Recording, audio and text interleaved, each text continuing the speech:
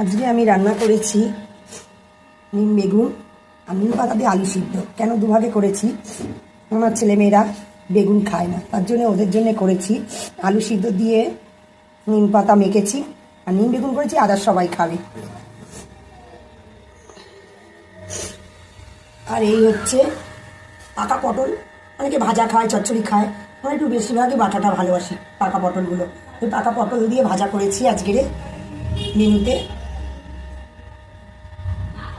হচ্ছে এঁচড় করেছি। এঁচড়টা চিংড়ি মাছ দিইনি, চিংড়ি মাছ ছাড়া এঁচড় করেছি, ঘি গরম মশলা দিয়ে এঁচড় করেছি নিরামিষ। আর হচ্ছে ডাল, এমনি ডাল করেছি। শিং মাছের ঝোল করেছি। পটল আলু আর বড়ি দিয়ে তেলাপিয়া মাছের ঝোল।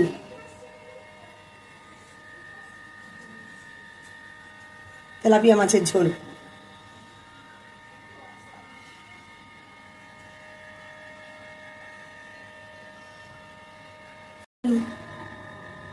লাস্ট চাটনি দিয়ে আজকে মেনু শেষ। আপনারা আমাকে লাইক করবেন, শেয়ার করবেন, বেশি বেশি করে লাইক করুন, কমেন্ট করুন।